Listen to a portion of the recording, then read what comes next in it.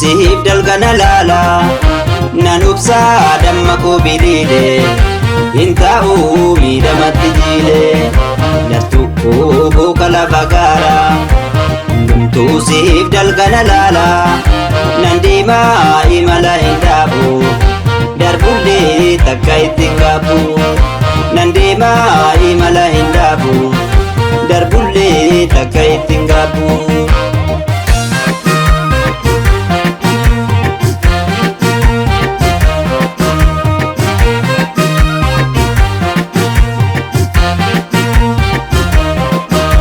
Akeekni kee fagoo kanaaf sitti yaadu isa galeef malee hundi sin barbaadu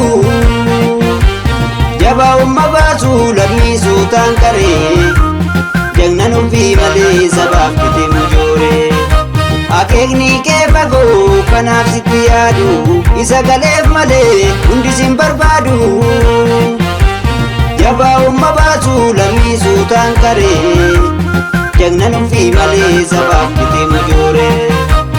Kataaf dabaan goote dhuunfaaf sakaallaa waameeka keessa daree rakkoo sabaa bal'aa. Kataaf dabaan goote dhuunfaaf sakaallaa rakkoo furaaf soban kaadhimaa jaalalaa. Sin jaalatu hundi sin barbaadu lammii kee qabda kan si yaadu. Sin jaalatu marti sin barbaadu lammii kee qabda kan si yaadu.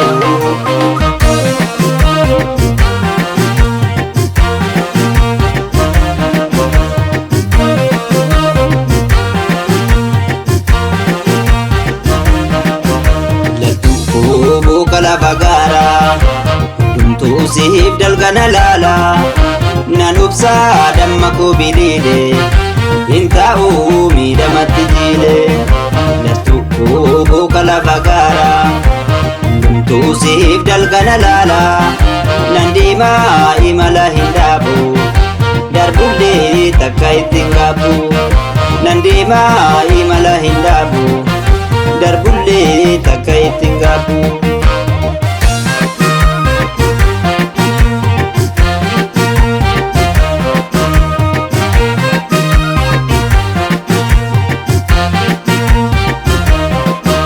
Gurraacha ummaraatu gurree amartii qubaa waa mara dandeesse yeroo humna kee gubaa diinatti addooftee sabaaf taatee dammaa mirgaaf milkiin galtee yeroo geesse amma.